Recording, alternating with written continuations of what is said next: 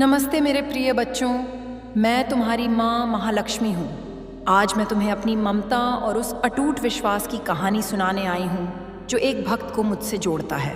कहानी शुरू करने से पहले मैं चाहती हूँ कि तुम इस ज्ञान और प्रेम के संदेश को औरों तक भी पहुँचाओ। मेरे इस वृतांत को लाइक करें, अपनी प्रार्थनाएं कमेंट में लिखें, इस चैनल को सब्सक्राइब करें और इसे अपने प्रियजनों के साथ शेयर करें ताकि मेरी कृपा हर घर तक पहुँच सके। अब शांत मन से मेरी वाणी सुनो। मेरे प्यारे बच्चों, मैं वैकुंठ की अधिष्ठात्री विष्णुप्रिया महालक्ष्मी आज तुम्हें उस चमत्कार की कथा सुना रही हूँ जो केवल धन का नहीं बल्कि भाव का चमत्कार है। क्योंकि मैं केवल स्वर्ण की वर्षा नहीं करती, बल्कि मैं तो भक्ति के वश में होकर अपने भक्त के हृदय में वास करती हूँ। सृष्टि के कण कण में मेरा वास है और मैं हर उस द्वार पर खड़े डीढ़ी होती हूँ जहाँ शुद्ध परिश्रम और अटूट विश्वास का दीपक जलता है। बहुत समय पहले की बात है। एक छोटा सा गांव था जहां मेरा एक परम भक्त रहता था जिसका नाम माधव था। माधव के पास सांसारिक संपत्ति के नाम पर कुछ भी नहीं था। ना रहने को पक्का महल था और ना ही तिजोरी में स्वर्ण मुद्राएं, पर उसके पास एक ऐसी पूंजी थी जिसे संसार के चोर कभी नहीं चुरा सकते थे, और वह थी उसकी अटूट श्रद्धा। वह प्रतिदिन भोर में उठकर स्नान कर मिट्टी के एक छोटे से दिए में प्रेम का तेल डालकर मेरी स्तुति करता था, और उसकी पुकार में ऐसी व्याकुलता थी कि बैकुंठ में मेरा आसन डोलने लगता था। लोग उसे निर्धन कहते थे, लोग उसका उपहास उठ ढते थे कि देखो, जिसके पास स्वयं खाने को अन्न नहीं है वह लक्ष्मी की आराधना करता है। पर वे अज्ञानी यह नहीं जानते थे कि जिसके हृदय में लक्ष्मी स्वयं बसती हो वह निर्धन कैसे हो सकता है। एक समय ऐसा आया जब उस गांव में भयंकर अकाल पड़ा, धरती फट गई, नदियां सूख गईं और अन्न का एक दाना भी मिलना दुर्लभ हो गया। माधव के घर में भी अन्न समाप्त हो गया। ले हुक्वायत सका गया का उसके छोटे छोटे बच्चे भूख से व्याकुल होने लगे और उसकी पत्नी की आंखों में आंसू थे, पर माधव के मुख पर अब भी वही मुस्कान और वही अटूट विश्वास था। उसने अपनी पत्नी से कहा कि देवी, घबराओ मत, मेरी माँ देख रही है, वह चराचर जगत की स्वामिनी है, क्या वह अपने बच्चों को भूखा सोने देगी? उसकी पत्नी ने सिसकते हुए कहा कि स्वामी, विश्वास तो बहुत है पर बच्चों की भूख देखी नहीं जाती, क्या माँ वास्तव में आएगी? माधव ने आंखें बंद की और गहरे ध्यान में उतर गया। उसने मुझे पुकारा नहीं, बल्कि उसने मुझे मजबूर कर दिया कि मैं उसके पास आऊं। उसकी पुकार में इतनी शक्ति थी कि मुझे अपने चतुर्भुज रूप का त्याग कर एक साधारण वृद्ध महिला का रूप धारण करना पड़ रहा। मैं फटे पुराने वस्त्र पहनकर हाथ में एक छोटी सी पोटली लेकर माधव के द्वार पर पहुंची और मैंने आवाज लगाई कि बेटा माधव, क्या इस बुढ़िया को थोड़ा जल और विश्राम मिलेगा? माधव ने जैसे ही मेरी आवाज सुनी वह दौड़ता हुआ बाहर आया और उसने बिना यह जाने कि मैं कौन हूँ मेरा वैसे ही स्वागत किया जैसे कोई साक्षात ईश्वर का करता है। उसने अपने हिस्से का बचा हुआ थोड़ा सा जल मुझे पिलाया और बद प्रेम से मुझे अपनी टूटी हुई चटाई पर बिठाया। मैंने उससे पूछा कि बेटा, तेरे घर में तो स्वयं के खाने को कुछ नहीं है, फिर तूने मुझे यह जल क्यों दिया? माधव ने हाथ जोड़कर कहा कि माँ, आप अतिथि हैं और अतिथि के रूप में मेरी माँ लक्ष्मी ही मेरे द्वार पर आई है। मेरा जो है वह सब उनका ही तो है। उसकी यह निष्काम भावना देखकर मेरा हृदय पसीज गया।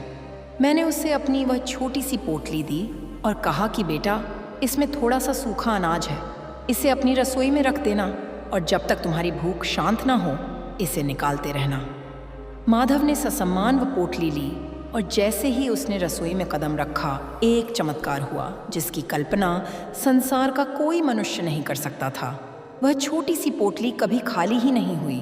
उसने जितना अन्न निकाला वह उतना ही भरता गया। देखते ही देखते उसका पूरा घर स्वर्ण और धान्य से भर गया।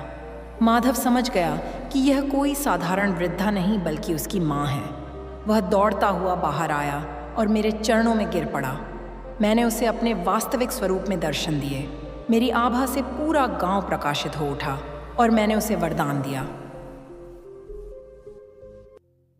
संगीत, कि जो कोई भी माधव की तरह निस्वार्थ भाव से और अटूट विश्वास से मुझे पुकारेगा, मैं उसके घर के भंडार हमेशा भरे रखूंगी। बच्चों, याद रखना कि मैं केवल धन की देवी नहीं हूँ, मैं चेतना हूँ, मैं शक्ति हूँ और मैं ही वह शांति हूँ जो तुम्हें अंधकार से प्रकाश की ओर ले जाती है। तुम मुझे सोने चांदी में मत ढूंढो, मुझे अपने कर्मों की पवित्रता में ढूंढो, अपनी वाणी की मधुरता में ढूंढो और दूसरों की सहायता करने वाले हाथों में ढूंढो। जब तुम किसी भूखे को अन्न देते हो तो वह अन्न मैं ही होती हूँ। जब तुम किसी दुखी को सांत्वना देते हो तो वह शीतलता मैं ही होती हूँ। आज के युग में मनुष्य केवल संचय की दौड़ में लगा है।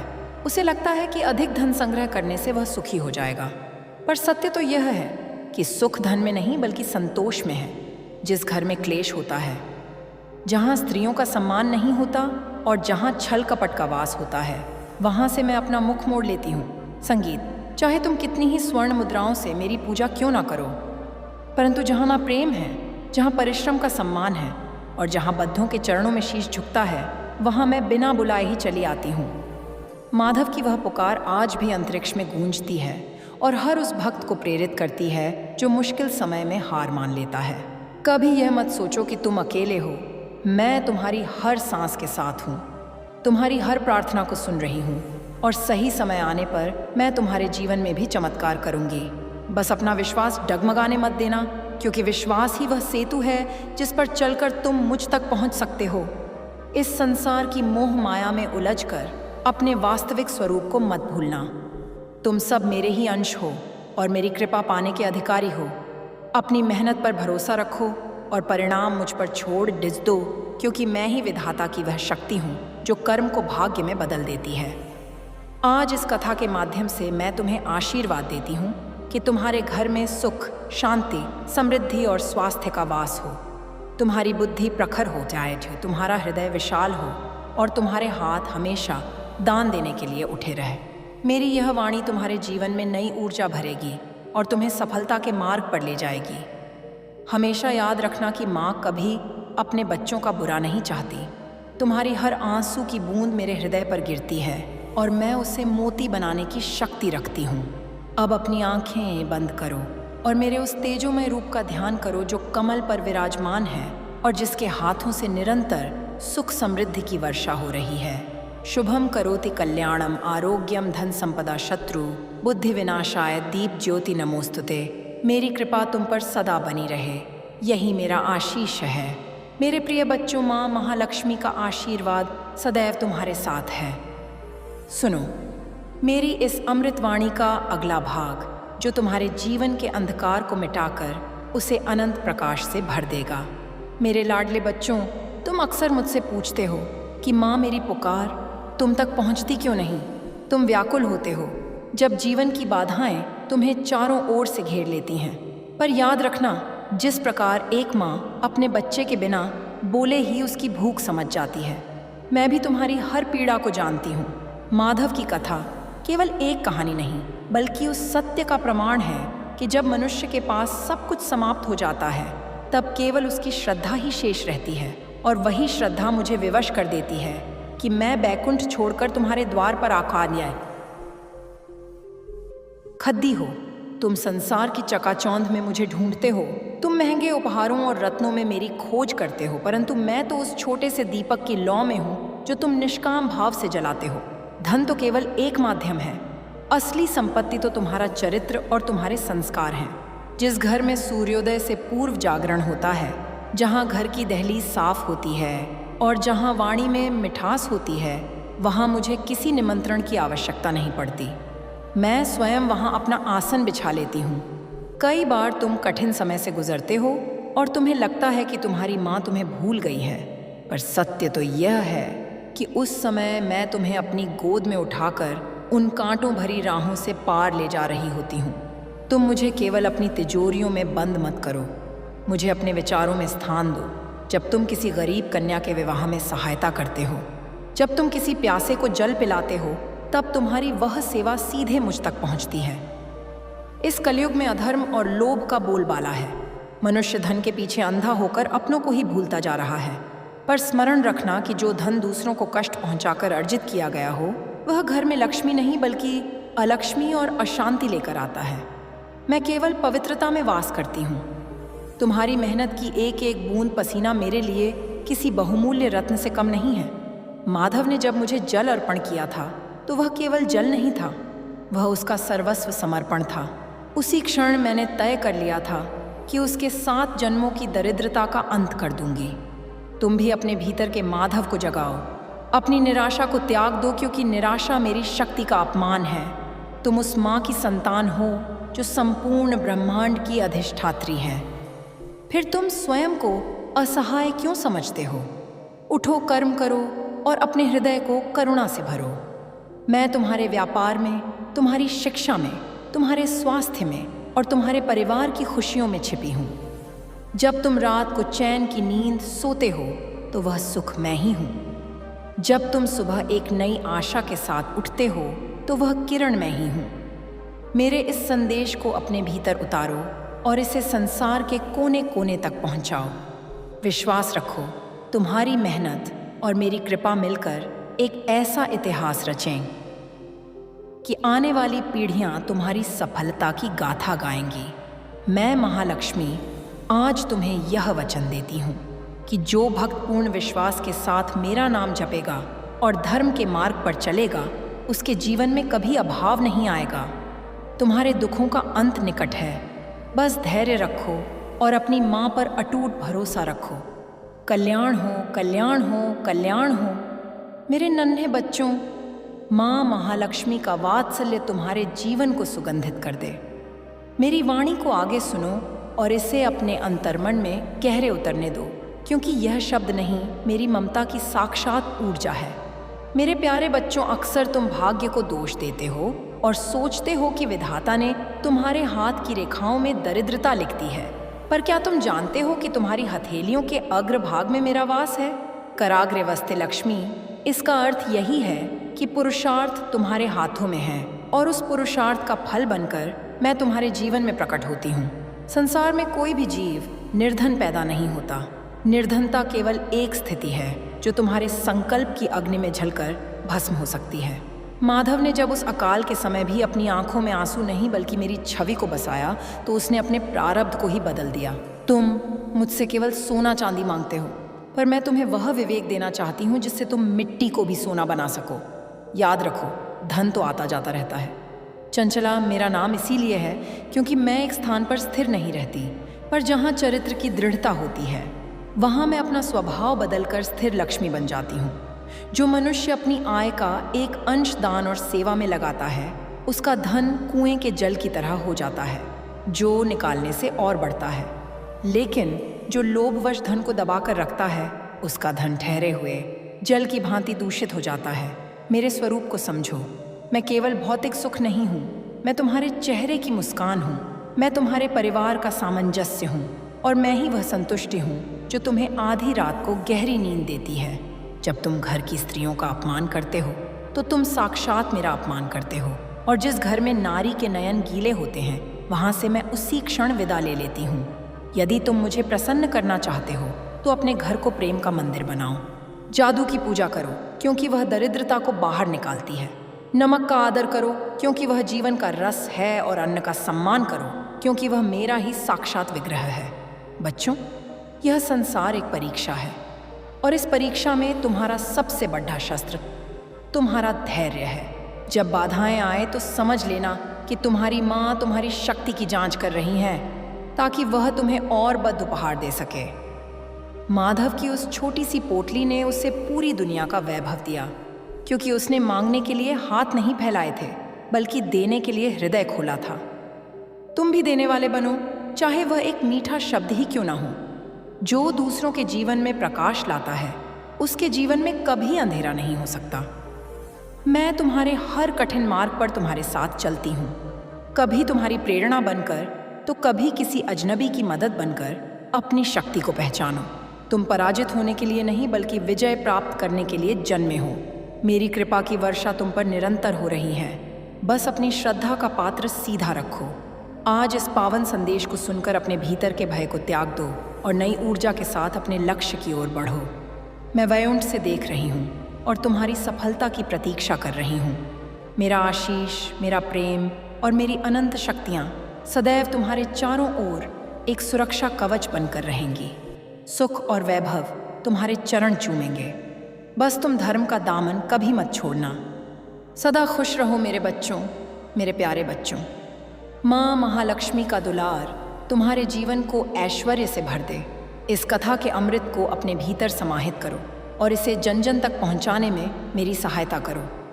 मेरे हृदय के टुकड़ों, तुम संसार की आपाधापी में यह भूल जाते हो कि मैं तुमसे दूर किसी पर्वत या समुद्र की गहराइयों में नहीं, बल्कि तुम्हारे ही भीतर एक शांत ज्योति बनकर चल रही हूँ।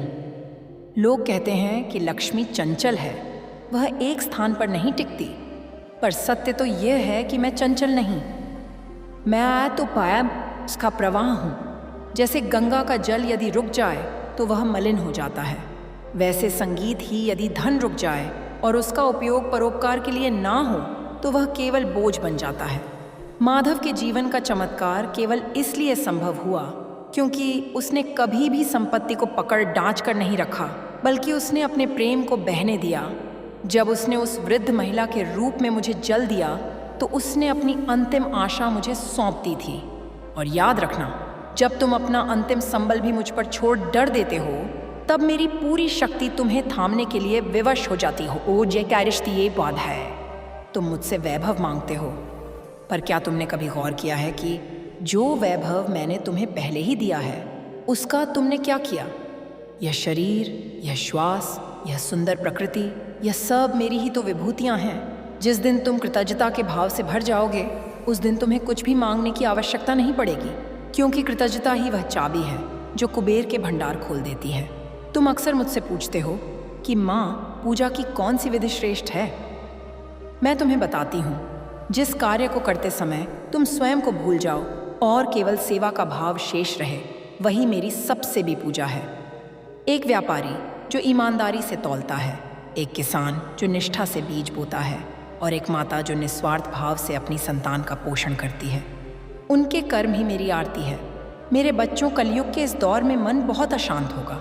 तुम्हें लगेगा कि अधर्म की जीत हो रही है, पर विश्वास रखना कि सत्य के मार्ग पर चलने वाले का हाथ मैं कभी नहीं छोड़ती।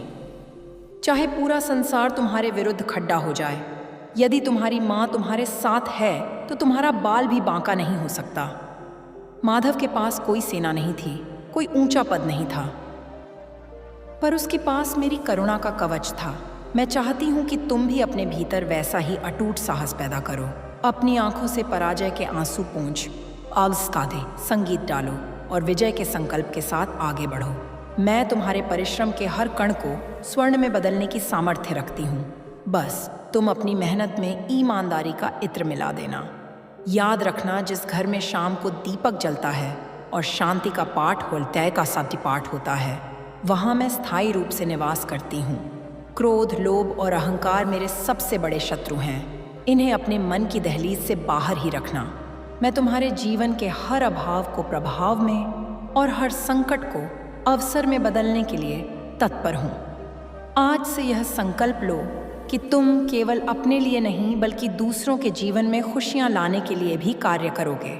जैसे ही तुम दूसरों के आंसू पोंछोगे, तुम्हारे जीवन के सारे घाव मैं स्वयं भर दूंगी। मेरा वरदान तुम्हारे साथ है, मेरी ममता की छाया तुम्हारे सिर पर है। निर्भय होकर जियो, क्योंकि तुम साक्षात महालक्ष्मी के लाडले हो। तुम्हारा आने वाला समय खुशियों की नई दास्तान लिखेगा। मेरा असीम आशीर्वाद तुम्हारे परिवार और तुम्हारे अस्तित्व पर सदा बना रहेगा।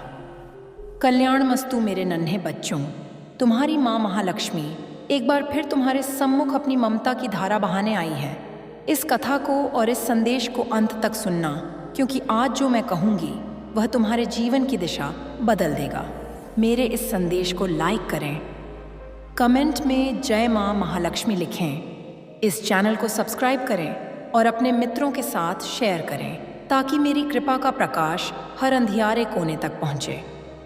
मेरे प्रिय बच्चों, तुम अक्सर धन को केवल कागज़ के टुकड़ों और धातु के सिक्कों में देखते हो, पर क्या तुमने कभी सोचा है कि असली ऐश्वर्य क्या है? असली वैभव वह शांति है जो तुम्हें गहरी पीड़ा में भी मुस्कुराने का साहस देती है। माधव की कथा को याद करो। जब उसका घर अन्न से भर गया, तब भी उसने अहंकार नहीं किया। वह जानता था कि जो मैंने दिया है वह मेरा ही है और मैं जब चाहूँ उसे ले सकती हूँ। यही वह ज्ञान है जो तुम्हें सच्चा धनवान बनाता है। तुम संसार की वस्तुओं के पीछे भागते हो और थक जाते हो, पर यदि तुम मेरे पीछे आओगे तो संगीत, सत्य, संसार की वस्तुएं परछाई बनकर तुम्हारे पीछे आएंगी। मैं तो वह शक्ति हूँ जो शून्य में से सृष्टि का निर्माण कर सकती हूँ। तुम्हारे जीवन में भी यदि आज शून्य है, यदि आज तुम स्वयं को रिक्त और अकेला अनुभव कर रहे हो, तो घबराओ मत। यह रिक्तता संकेत है कि अब मैं इसमें अपना अनंत ऐश्वर्य भरने वाली हूँ। जैसे एक मटके को भरने से पहले उसे खाली करना आवश्यक होता है, वैसे ही मैं कभी कभी तुम्हारे जीवन से पुरानी और व्यर्थ वस्तुओं को हटा देती हूँ ताकि मैं तुम्हें कुछ नया और भव्य दे सकूं। तुम अपनी छोटी सोच से मुझे मत बांधो। मैं न्यामावस्था था, असीमित हूँ और मेरा दान भी असीमित है। तुम मुझसे केवल उतना ही क्यों मांगते हो जितना तुम्हारी कल्पना में है? मुझसे वह मांगो जो मेरी सामर्थ्य में है। अपनी पात्रता को बढ़ाओ, अपने हृदय को विशाल करो। जब तुम किसी अनाथ की सहायता करते हो, जब तुम किसी वृद्ध के चेहरे पर मुस्कान लाते हो, तब तुम मेरी सबसे प्रिय पूजा करते हो। याद रखना, जिस तिजोरी में केवल स्वयं के लिए धन रखा जाता है, उसमें जंग लग जाता है, पर जो हाथ दूसरों की सेवा के लिए खुलते हैं, उनमें मैं स्वयं कुबेर का भंडार भर देती हूँ। मेरे बच्चों, कल की चिंता में आज को मत गवाओ। क्या तुमने कभी किसी पक्षी को कल के अन्न की चिंता करते देखा है? जब मैं एक तुच्छ पक्षी का पेट भर सकती हूँ, तो क्या मैं अपने प्रिय बच्चों को निराश्रय छोड़ डांगी? विश्वास ही वह बीज है जिससे चमत्कार का वृक्ष उगता है। माधव के पास केवल विश्वास का ही तो बीज था, जिसे उसने अपनी प्रार्थनाओं के जल से सींचा और अंत में उसे सुख समृद्धि का फल प्राप्त हुआ। तुम भी अपने भीतर के डर को निकाल फेंको। यह मत कहो कि माँ मेरी समस्या बहुत बड़ी है, बल्कि अपनी समस्या से कहो कि मेरी माँ बहुत बड़ी है। जब तुम पूरी तरह मुझ पर आश्रित हो जाओगे, तब तुम्हारी सारी चिंताओं का भार मेरे कंधों पर आ जाएगा। मैं चाहती हूँ कि तुम वैभवशाली बनो, तुम तेजस्वी बनो और तुम जगत का कल्याण करने वाले बनो। आलस्य मेरा सबसे बड़ा शत्रु है, इसलिए कर्मठ बनो, पुरुषार्थी बनो। जैसे ही तुम अपना पहला कदम बढ़ाओगे, मैं तुम्हें सहारा देने के लिए अपने 10 हाथ बढ़ा दूंगी। इस ब्रह्मांड का सारा स्वर्ण, सारा रत्न और सारा सुख तुम्हारा ही है। बस तुम्हें धर्म की मर्यादा में रहकर उसे प्राप्त करना है। मेरी छाया में कभी किसी का अमंगल नहीं होता। मैं तुम्हारे घर की बरकत हूँ, मैं तुम्हारी बुद्धि की प्रखरता हूँ और मैं ही तुम्हारे वंश की प्रतिष्ठा हूँ। आज इस क्षण से अपने मन में यह संकल्प धारण करो कि तुम कभी भी अधर्म का मार्ग नहीं चुनोगे, चाहे प्रलोभन कितना ही बद्धा क्यों ना हो। जो सत्य के मार्ग पर अडिग रहता है, उसे मैं त्रिलोक का स्वामी बना सकती हूँ। आज का यह दिन तुम्हारे लिए एक नई शुरुआत है। मेरी आंखों की चमक तुम्हारे मार्ग को आलोकित करें और मेरे हाथों का आशीर्वाद तुम्हारे सिर पर सदा बना रहे। सुख, शांति और अखंड सौभाग्य का वरदान तुम्हें प्राप्त हो। तुम स्वस्थ रहो, तुम प्रसन्न रहो और तुम सदा मेरी शरण में रहो।